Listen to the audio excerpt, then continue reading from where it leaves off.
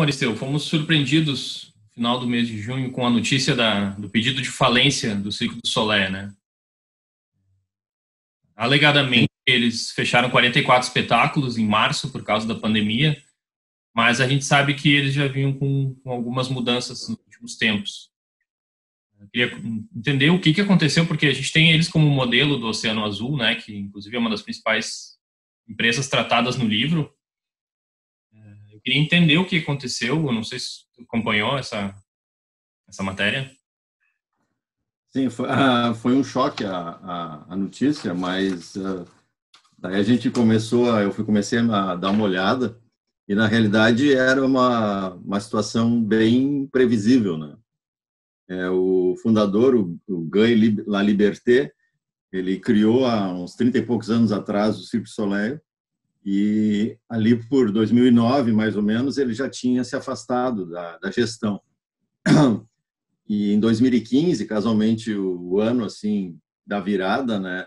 Ele se afastou, ele vendeu tudo. E aí quem assumiu foram 3 fundos de investimentos. Então isso aí, e aí passou a ter uma gestão profissional. E a partir de 2015, o circo começou a adotar práticas, vamos dizer assim, de Oceano Vermelho, né? Ele, a lógica do Cirque du Soleil sempre foi espetáculo itinerante, e eles começaram a investir forte na questão de alguns pontos, assim, tipo Las Vegas e outros países do mundo, começaram a deixar teatros, vamos dizer assim, prontos. E aí eles fizeram um investimento muito forte na recuperação, ou seja, na melhoria desses ambientes. Eles começaram a comprar também alguns grupos que trabalhavam com entretenimento. Eu não sei se pode dizer isso aqui é uma compra, mas eles começaram a investir em grupos, né? E a partir daí a coisa ficou muito, vamos dizer assim, perdeu o foco.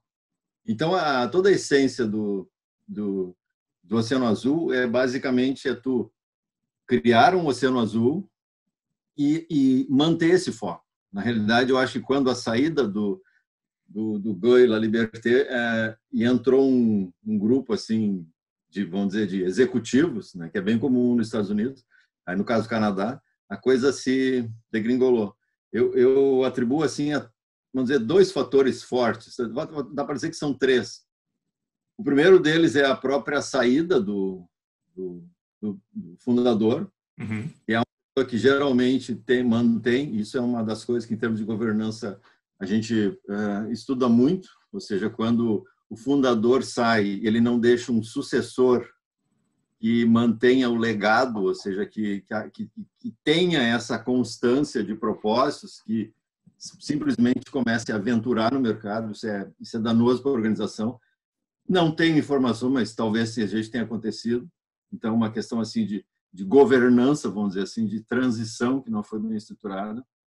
A segunda tem a ver com a percepção de riscos, né? Ou seja, os caras não se deram conta de que eles estavam entrando num processo de endividamento. Tanto é que, quando deu a concordata agora, estava com US$ 1 bilhão de dívida. Ou seja, foram vários sinais de que a coisa estava indo mal, né? Então, assim, pode pegar o exemplo das empresas hoje que estão mal. Empresas que não tinham feito o dever de casa, que estavam sobrevivendo à custa de financiamento, à custa de dinheiro. Então, no momento que cessa essa mínima condição, as empresas quebram. Ou seja, é um processo de gestão que ela fere o primeiro fundamento, ou seja, que é cuidar do caixa, né? A empresa quebra não é por falta de venda, é por falta de caixa. E é o que a gente está vendo. Então, na realidade, ele já estava com caixa negativo. E a terceira, vamos dizer assim, dá para dizer que o terceiro ponto é que eles não escutaram a própria origem deles. Na realidade, os autores do livro Oceano Azul se basearam na história deles para criar todo um conceito.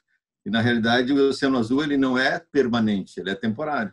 Então, quando tu pensa na estratégia, tu pensa numa oferta de valor de 5 a 10 anos, né? O Cirque du Soleil já tem 34, 36 anos por aí. Então, assim, eles simplesmente se acomodaram, né? Então, isso é muito ruim. Ou seja, eles próprios não seguiram a orientação do próprio Cirque du Soleil. Mas do voltando lá para o Oceano. começo, então, o Circo du Soleil, digamos assim, ele não adotou a estratégia do Oceano Azul, e sim o livro foi escrito com base na entender a Sim, estratégia de empresas como o Circo du Soleil, né? exatamente.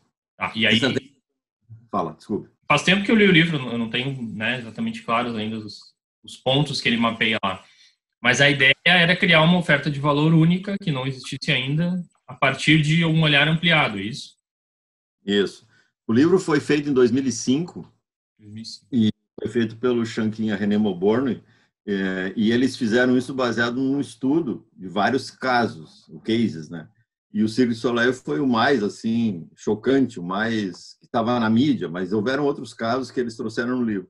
Em 2015 eles fizeram uma revisão, fizeram uma reedição e acrescentaram 2 capítulos, né? E casualmente os 2 capítulos que eles acrescentaram foi na parte final, ou seja, a parte da execução, né? A primeira dele, o primeiro seria assim, porque eles fizeram um livro baseado em 6 princípios, o primeiro. E a revisão, 2015, eles botaram 8 princípios. Então, são 4 princípios de construção e 4 princípios de execução. Então, ali, ó, vou ler porque os princípios de execução são: supere as barreiras organizacionais, incorpore a execução na estratégia, que é fundamental. O sétimo é: alinhe a proposição de valor, lucro e pessoas para obter sustentabilidade da estratégia.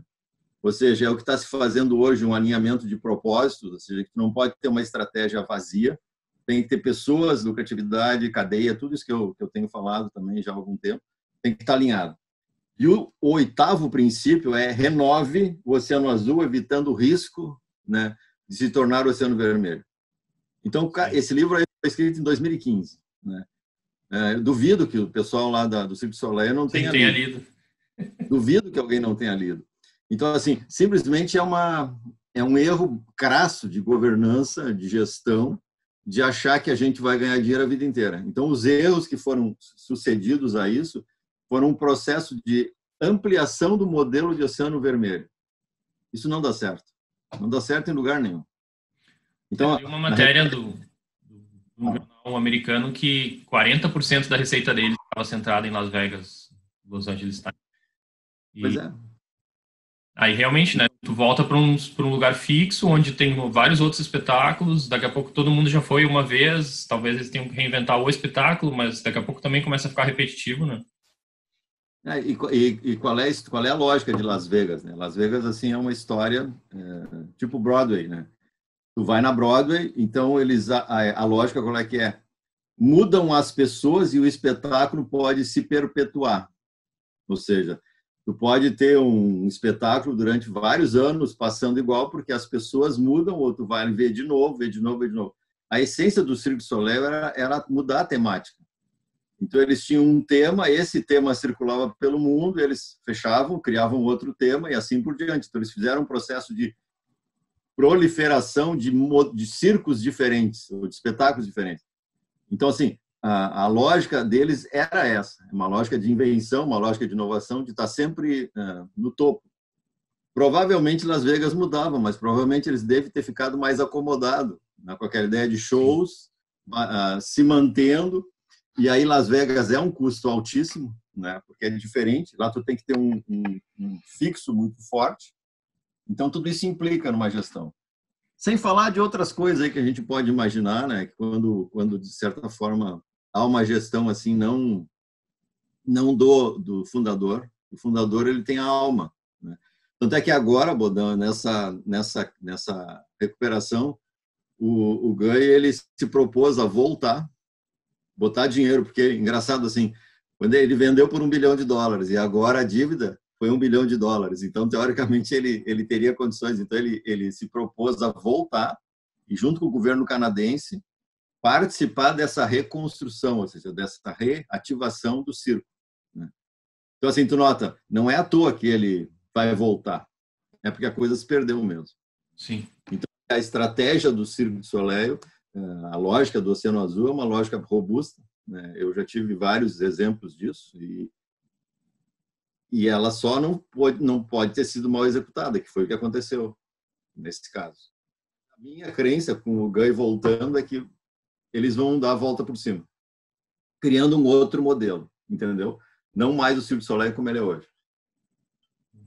E também é difícil pensar que né, eles não sintam o fechamento de 44 espetáculos, 4 meses de zero. Realmente, a empresa teria que estar muito, muito robusta para superar isso, ou ter agido mais rápido, talvez, ali na questão de contrato com funcionários, enfim. Não, é que assim, todas as empresas que se ferraram, assim, elas nessa pandemia, elas se ferraram por questões de caixa, né? Porque suportar uma dívida dessas, uma recessão dessas é complicado. Então, muitas empresas que não tinham esse caixa foram logo no início ágeis em captar recursos bancários para poder ter esse caixa, ainda pegar numa condição boa, né? E então muitas dessas empresas já estão devolvendo o dinheiro que pegaram para os bancos, mas assim elas se organizaram financeiramente para poder suportar. Mas não fez. Que pelo menos eu fico, é o seguinte, o fundador decide voltar, eles conseguem lá algum financiamento do próprio governo canadense, né, que tinha algumas condições, eles manterem a sede no Canadá, enfim. E daqui a pouco eles ok, tem um caixa, mas assim, a gente está no meio da pandemia, né? Como é que eles vão se reerguer? Eles não podem também ficar esperando agora flexibilizarem as presenças de público e tal. Eles têm que pensar em como estruturar no meio do problema, né? Eu acho que é a mesma coisa que tu trata no artigo ali sobre a questão de bode continuar na sala, né? Não, assim, o problema todo é o seguinte, aqui, a pandemia tu tem que ter uma ação de curto prazo, né? E essa ação de curto prazo, a gente tem que olhar as tendências que estão fortes, né? Estão chegando. E tem muitas tendências que elas certamente vão mudar totalmente o panorama. A questão do distanciamento social, do ensino à distância. Então, quem trabalhava com algum tipo, por exemplo, hotéis, restaurantes, onde o distanciamento social é um problema, ou seja, impacta, vai haver uma necessidade de uma transformação muito forte. E é o caso do Cirque du Soleil também. Que ali era um espetáculo dessas pessoas. Então, isso exige uma mudança violenta. E qual é a lógica do Oceano Azul? Tu não pode só ter oferta de valor, tu tem que ter uma redução de custo também, operacional. Porque só criar oferta de valor com custo elevado, tu tem margens baixas e tu tem um preço que passa a não ser atrativo. Então, o que as empresas têm que fazer hoje rapidamente que nem está fazendo nas vacinas. Antigamente levava 10 anos para conseguir fazer uma vacina, ou menos e tal. Vai ter que fazer uma vacina em meio ano. Então, é um processo de reinvenção que tem que ser feito já. E quando eu falo reinvenção, não é lançar novos produtos, é reinvenção do modelo de negócio. E para reinventar o modelo de negócio é pensar assim, bom, o que vai ser o meu negócio amanhã? Então, é por isso que eu gosto da estratégia do Oceano Azul, porque ela é um grande brainstorming, mas ela é uma metodologia robusta, né? Ela não é fácil de ser seguida, mas ela te dá uma consistência no pensar. E ela começa por identificação do propósito, ou seja, qual é o benefício que tu vai entregar para os teus clientes. Então, é uma lógica assim. E quando ela fala em cliente, ela não fica no cliente. Ela diz assim, teu foco não são os clientes atuais, são os não clientes. Ou seja, são aqueles que hoje não são teus clientes. Percebe? Então, a metodologia te obriga a tu buscar pessoas que hoje não estão na tua carteira. Como é que tu vai buscar pessoas que não estão na tua carteira? Oferecendo alguma coisa que tu não está oferecendo hoje. Então, é como se tu fosse pegar um canvas e dizer assim, os meus clientes são esses, e a partir de amanhã eu quero pegar esses clientes, são diferentes. Bom, que valor eu preciso entregar? Então, te obriga a esse pensar de forma diferente. Diferente do Canvas, né? O Canvas é brilhante, mas assim, diferente do Canvas é que o Canvas é baseado na intuição pura, né? Tu faz um brainstorm e vai construindo. Este brainstorm orientado, a partir das 6 fronteiras, né? Tu vai olhando cada uma das partes e tu vai gerando várias e vários insights e no final tu extrai aquilo que é o essencial da tua estratégia. Mas dá uma dor de barriga, porque muda o teu foco de atuação. É isso aí. Mas a pandemia hoje nos exige não mais um pensar assim, daqui a 3 anos. 3 anos eu estou morto. Então, tu tem que ser rápido. Tem que ser bem rápido. Eu tenho como um bom exemplo que até poderia ter sido sondado pelo Cirque du Soleil. A gente não sabe, né? Porque também eles fizeram esse caminho, né? Se eles estivessem só com espetáculos itinerantes que funcionassem como turnês, talvez seria bem mais fácil para eles reagir, né? Mas tem um exemplo, por exemplo, acho que foi há 2 semanas atrás, a XP Investimentos tinha um evento deles anual, né? Não sei se é anual ou bianual, mas enfim, e reunia 30 mil pessoas no auditório, tinha palestras, enfim. E esse ano eles estavam cogitando não fazer, porque eles não iam poder, né, alugar o espaço, convidar as pessoas. Eles, né, não, ok, vamos fazer virtual, convidaram nomes fortes, fizeram virtual e foi para 5 milhões a audiência do evento. Então, para uma empresa que precisa de clientes, foi só realmente pensar diferente e se abrir para as oportunidades que estavam se mostrando, pensar, né, mas quem é que não foi no último evento que a gente pode atingir agora que tem esse virtual? E, cara, deu muito certo, né? Não, isso é preciso. Aquela ideia dos congressos, né, que tinha, todo mundo ia para São Paulo, vai mesmo uma feira, vão ter que se reinventar. Porque quem já foi numa feira sabe, fica todo mundo um do lado do outro, se batendo, um congresso também, né? É um bando de trocas, de cartões, de relacionamentos. Quem foi muito... A questão hoje que a tecnologia ainda não está nos dando, ou talvez nós não estejamos sabendo usar, é como fazer esse networking, né? O networking ele é feito muito mais no cafezinho, no caminhar, ou seja, no estar Sim. lá, do que propriamente assistindo as palestras. Então, a grande perda de não existir o presencial é o networking. Então isso é uma coisa que quem descobrir isso aí vai dar um pulo. E fizer um networking virtual. Exatamente, é uma coisa complexa, porque essa é uma das coisas que sente falta. Vários empresários que eu falo dizem assim, bah, tá faltando aquela hora em que eu ia até no banheiro, chegava lá, conversava com o cara, sabe? E aí puxava um assunto, quando veio surgiu uma oportunidade, tu acabava fechando. Uhum. E isso é super importante.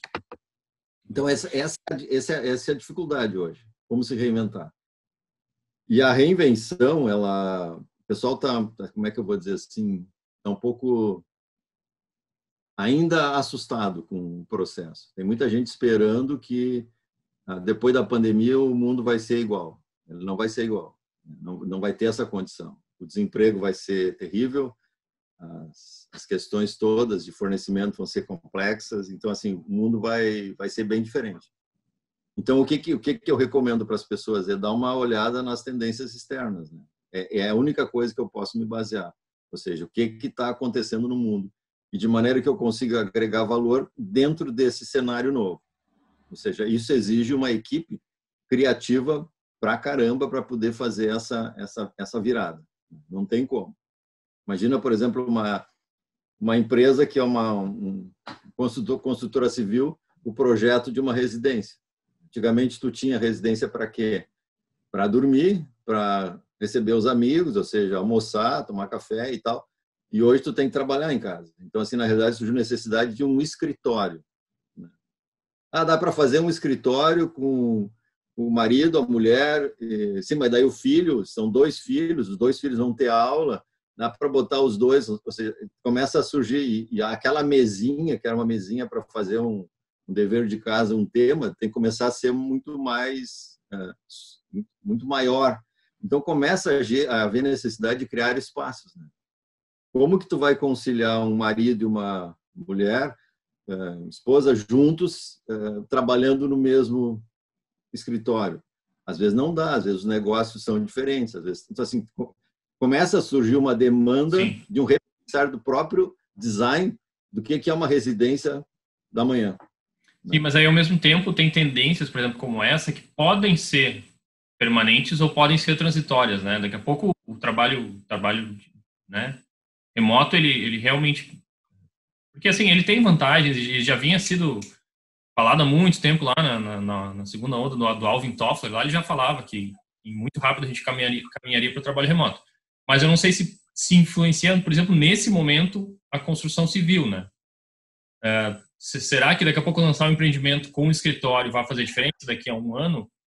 Talvez. Só que aí me parece que a gente está tateando muito no escuro, assim. Então, me parece que uma metodologia como o Oceano Azul, por exemplo, ela pode ajudar a analisar essas tendências e olhar para coisas que a gente não está olhando, porque a gente está muito focado na pandemia. Perfeito. Né? Perfeito. Eu acho que esse Oceano Azul ele vai te ajudar a criar, reduzir. Então, talvez possa aí ter uma aplicação prática. Sim, o que eu estou te falando tem tudo a ver com a sexta fronteira do Oceano Azul. Ele diz assim, ó, pense nas macro tendências, né?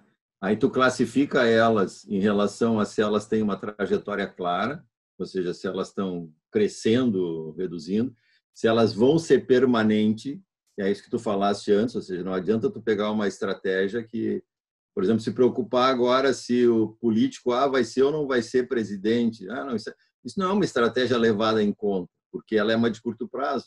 Não sabe, não tem garantia da permanência ou o aumento dos juros. São coisas assim, tu tem que trabalhar só com tendências que têm uma consistência de estarem ocorrendo no futuro, né? Então, assim, tu faz esse tipo de reflexão. Então, em cima dessas tendências, vamos pegar o distanciamento social. Pode ser que eu acredite piamente que vai ser uma tendência que não vai reduzir. E pode ter um outro parceiro, colega da empresa, que acredita que vai acabar. Então, assim, na realidade, a estratégia é uma decisão em cima disso, né? Ela não é um pensar. Então, a gente pode dizer assim, bom, então eu vou ter que criar uma estratégia agora, considerando que nos próximos 3 anos vai haver esse distanciamento social ou não. Ou eu simplesmente desconsidero, não, eu não dou bola para isso e sigo em frente. Mas digamos que houvesse essa consideração de que o distanciamento social é, de fato, uma coisa que tem o espírito permanente, que é a minha percepção, tá? Aí, assim, bom, como que esta questão vai impactar na sua família, no seu setor, na sua empresa, no seu negócio? Então, como que vai impactar? Então, pega essa questão, assim, distanciamento social. Como é que vai impactar se eu estou construindo um condomínio? Em primeiro lugar, ali, tem as questões das piscinas, tem as questões dos esportes, tem as questões dos vestiários, as questões da sala ou seja, todas as áreas comuns, tu vai ter que considerar isso, né? Porque isso, se as pessoas vão escolher baseado neste critério, eu não posso continuar oferecendo o mesmo modelo, tá? Então, assim, ó, na medida em que vai impactar a construção civil, o projeto arquitetônico de um edifício, de um condomínio, como é que eu faço para tirar vantagens disso? Ou seja, então a primeira questão é uma tendência que é robusta, ela vai continuar. A segunda, como que ela vai impactar? Diante disso, como que eu construo ofertas de valor diferente? E aí é que entra o pensar, né? O pensar vem a ser não só nesse momento, mas a gente tem que começar a pensar, cara, como é que eu posso mudar o meu jeito? Talvez verticalizar, talvez, ou seja, eu vou ter que ser criativo nisso aí. Não, o modelo mental tem que ser quebrado, percebeu? Não tem assim. O exemplo que foi dito pelo Shankin, um evento que eu participei há muito tempo atrás, ele citou que aquele refrigerante H2O, não é refrigerante, é uma água, foi criado justamente baseado, ou seja, ele não é um refrigerante e também não é uma água. Ele está no meio, né? E isso eu escutei o depoimento do próprio vice-presidente da PepsiCo, né, que foi um dos coordenadores do projeto, dizendo, olha, nós nos baseamos na estratégia do Oceano Azul. É uma oferta de valor, né? Não é uma água com bolinha, mas não é um refrigerante. Então, assim, é o meio termo, né? Tanto é que hoje tu pega vamos dizer, uma água assim, tu não chama de outra, tu chama de H2O, porque ela passou o nome. Então, assim, isso é um Oceano Azul. É tu sair fora daquele nicho onde tu tá e pensar de forma diferente. Sim. E aí não é só baseado nessa tendência, tem toda a metodologia que tem que ser usada. Sim. Como. E também acho que ficar atento, porque portas são inevitavelmente abertas, né? Por exemplo, esse próprio programa que a gente está usando, o Zoom, né? Eu não sabia da existência dele até abril. A gente fazia poucas videoconferências, a gente, né, usava mais reuniões presenciais, telefone e tal. E quando fazia era por Skype, a gente usava o próprio Google Meet, que tinha suas limitações de qualidade e tal. E daqui a pouco apareceu uma oportunidade para um programa que diz assim, não, ninguém precisa instalar nada, tu só manda o link para o cara, ele pode abrir no navegador dele, ele pode abrir no navegador do celular, né? E o Zoom tem uma qualidade de vídeo e áudio muito boa, então se criou dentro da pandemia um novo concorrente bem forte, tal. Mas aí a gente não precisa também ir para negócio de tecnologia. No próprio mercado tradicional aconteceram mudanças que algumas empresas souberam pegar bem rápido. Então, o restaurante que começou a fazer a marmita, o salão, tem um salão de cabeleireiro aqui na minha quadra que ele adesivou um carro e disse, não, nós vamos até você, porque eles viram que a pessoa estava com o famoso COVID, eles chamam lá nos Estados Unidos. Ninguém estava indo cortar o cabelo e tal, mas todo mundo estava participar de reuniões e deu bem certo a iniciativa. Então, realmente, às vezes tu não precisa mudar toda a estratégia, mas tu mudar uma parte da estratégia a partir de uma tendência já ajuda bastante, né? Tu cria um novo serviço, cria uma nova comodidade para o cliente. Eu tenho pensado muito na questão de escolas infantis, né? Escolas assim, onde tem criança. Porque um adulto, tu pode dizer, olha, te mantém longe. E o adulto até, de certa forma, pode respeitar. Agora, uma criança, tu dizer assim, olha, não toca no teu amiguinho de 2 anos, 3 anos ou 4 anos, não tem como. Então, assim, como que tu vai reinventar? Eu tenho feito alguns estudos, ainda não tem uma clara conclusão, mas, assim, tem saída. Tem saída tranquilamente, né? Tranquilamente não vou dizer, mas, ou seja, é um processo de pensar diferente. Porque, imagina, eu não consigo só cuidar para que a criança não toque na outra. A criança, naturalmente, é um ser gregário. Ou seja, ele gosta de tocar, empurrar, brigar. Ou seja, é brincar, é junto. Eu tenho que cuidar também do setor de alimentação, da pessoa que limpa, da professora, da própria sala, do ambiente. Então, assim, são várias coisas que o pensar exige hoje. Mas eu não posso pegar uma geração agora e nos próximos anos e assim, não, vocês não vão sair de casa. Imagina eu pegar daqui a 3 anos uma criança que ficou 3 anos em casa e tinha 2 anos quando começou a pandemia e sai com 5. Coitadinha, ela vai estar num outro mundo, né? Não vai ter visto nada, não vai ter experienciado. Não, só esses 4 meses já dão um impacto psicológico bem forte, né? Já dão um impacto psicológico. Complicado o negócio. Eu acredito muito na estratégia do Oceano Azul. Olha, a gente aplicou há bastante tempo e ela é complexa. Tanto é que eu julgo assim que o não uso da estratégia é devido à complexidade dela e também à perseverança, porque ela começa a te fazer umas perguntas que às vezes tu tranca. Então, por isso que eu sempre eu começo a aplicar, eu construo recomendo a construção de uma equipe criativa. Que não pode ser uma equipe assim muito durona, muito acostumada ou com as raízes muito profundas. Tem que ser. E aí entra a questão de ter pessoas de menos idade, pessoas que gostam de ousar. Então, digamos aquela lógica da pluralidade, né? Tem que ter homem, tem que ter mulher, tem que ter várias faixas etárias, ou seja, esse caldo é que gera essa criação. E aí tu começa a aplicar. A metodologia ela é bem tranquila. Assim, se tu vai fazendo de acordo com o que manda. Eu li o livro em 2005, foi lançado. Eu li em 2006, que eu estava de férias. E quando eu li o livro, eu senti que ali tinha uma possibilidade de fazer de organizar aquelas ideias todas. Então, eu consegui construir um 1, 2, 3, 4, que eu penso muito assim nessa sequência. Né? Pode não parecer, mas eu tenho as coisas mais organizadas. E comecei a aplicar, e o resultado é fantástico. Não posso sair dizendo o que foi feito, assim, mas empresas belas que tiveram uma mudança violenta de posicionamento graças a isso. É o pensar. Isso não é uma coisa do Aristeu, é uma coisa da equipe. A equipe conseguiu sair fora. E aí, para não repetir, Aristeu, o que aconteceu com o Circo do Solé, né, o que seria feito depois do Oceano Azul para garantir que a empresa continue navegando no Oceano Azul e não volte para o vermelho? É governança, é gestão? Quais são as ferramentas que a empresa tem depois de, não, ok, achamos, reinventamos, estamos agora num mercado em que a gente tem bastante espaço e está muito competitivo. Como é que eu mantenho isso? Antigamente existia aquele setor de P&D, né, desenvolvimento de novos produtos, muito a lógica industrial. Nós estamos vivendo uma era de serviços, então a gente tem que ter, na realidade, ou no CEO, ou na parte da governança, que é o lugar mais indicado, o foco na estratégia. Ou seja, que a minha recomendação é que a gente olhe os números, não no sentido de ver o que foi, o que não foi, por que não foi, o que devia ter sido feito e tal. Isso é uma coisa da gestão. Mas olhe os números para perceber indicativos de que aquele modelo de negócio ele não está tendo mais resultado, ou seja, e sair fora dele, ou seja, começar a pensar além. Então, acho que é do conselho esse lado de criar um comitê, posso chamar um comitê de inovação, mas um comitê que seja voltado para esse olhar de novos negócios. Se não tiver conselho, aí o CEO tem que ser um cara bem treinado para isso. Ou seja, a visão do fundador, na medida em que passar para esse cara, o sucessor, esse sucessor tem que ter um perfil desgarrado. Não pode ser um perfil conservador, tá?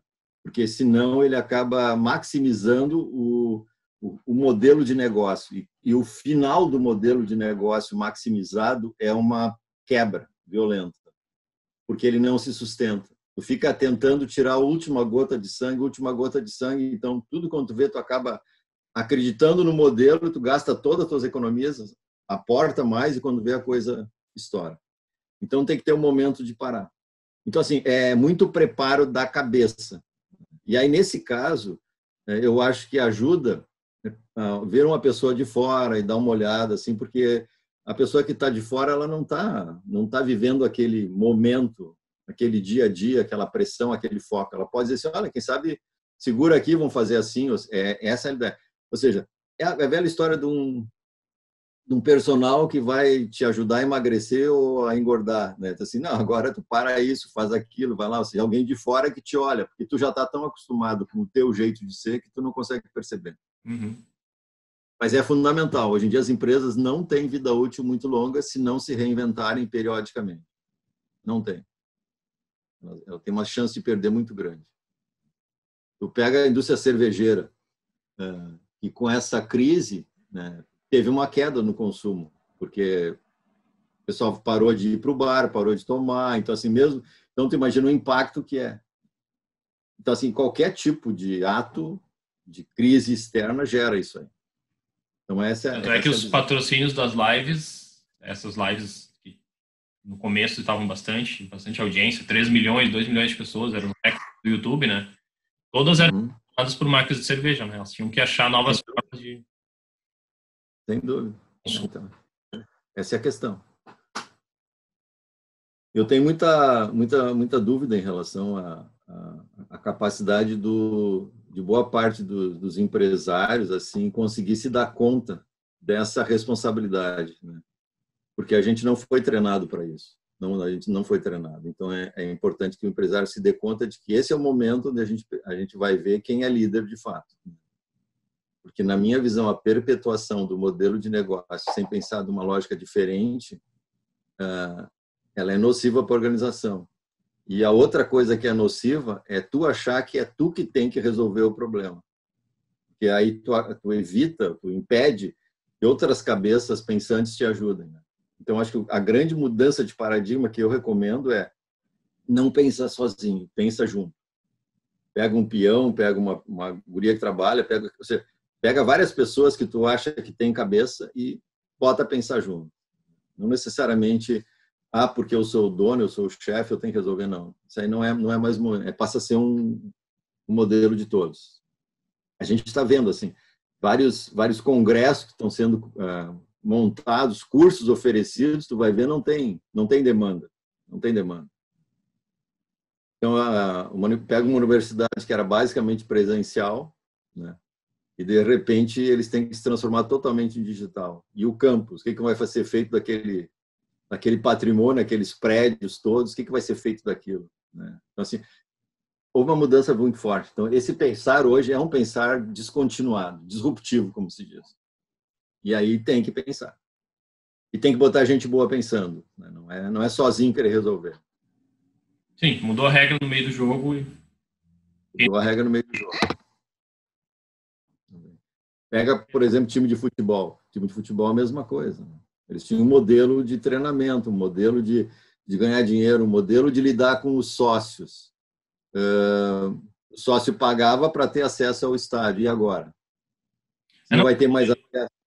Como é que fica? Vou te dizer que essa indústria do futebol acho que vai sofrer a maior mudança de todas, porque o que a gente está vendo e se dando conta é que o futebol ele não era um time, não era o Inter contra o Grêmio, ele é toda uma organização que vai desde a imprensa até o direito televisivo, as marcas esportivas, tudo isso gira em torno da possibilidade de tu ter eventos presenciais de disputa de jogos. É quase como se fosse uma grande liga, onde os clubes são promotores de um espetáculo gigante e tal. E o que a gente viu na pandemia, quando tu tira a audiência, o modelo inteiro, né? Então, os clubes começaram a brigar com a saída de TV, né? Daí, daqui a pouco, o clube dos 13 não se entendem mais entre si, cada clube daí quer o seu direito de transmitir. E aí, cara, como é que volta sem público? O que faz com os estádios e a imprensa desesperada para transmitir alguma coisa que não tem outro assunto para falar? Então, um impacto muito, muito grande, né? É verdade. Nota, assim, ó, mas eu sou otimista em relação ao pensar junto. Tá? Imagina, por isso que eu falo muito em cadeia produtiva. Fica lá o dirigente, o conselho do time pensando, fica as rádios que transmitem futebol pensando, as mídias, fica o investidor, fica sei lá, o fornecedor de material esportivo, cada um pensando no seu jeito. Por que não junta e cria um grupo que vai pensar no futebol amanhã? Né? Sim. Não é uma lógica de eu resolvo, é uma lógica de juntar esses caras para pensar. Sim, daqui a pouco a própria lógica do modelo dos 50 mil pessoas no estádio, ela já está meio ultrapassada, né? Porque só o Inter tem, eu não lembro o número de sócios, mas é muito mais do que isso. Se todos os sócios decidissem ir, eles iam ficar fora do estádio, né? Daqui a pouco, a possibilidade de organizar as transmissões, que hoje tu também não tem como assistir por televisão, a menos que tu pague um pay-per-view, enfim.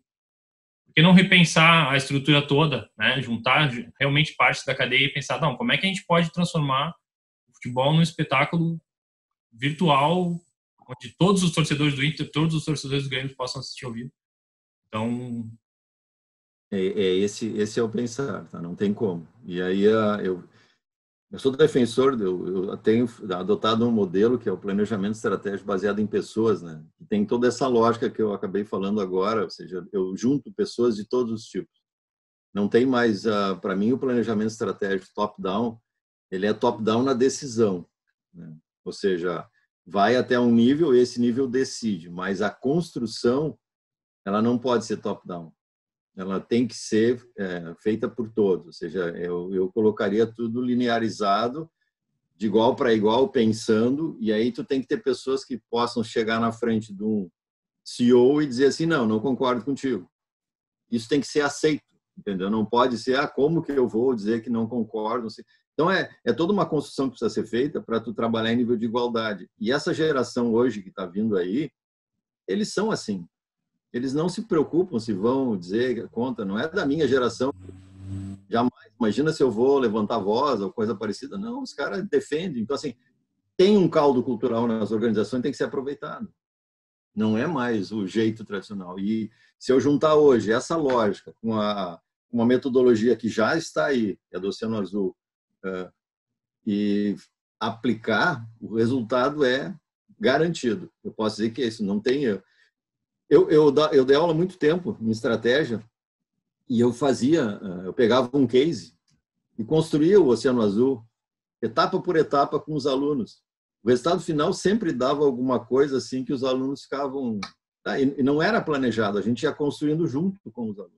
Ou seja, então, não importa, eu já fiz vários tipos. Então, assim, não tem problema. Agora, tem que estar na cabeça do CEO, do conselheiro, representante da organização, que precisa fazer já alguma coisa disruptiva.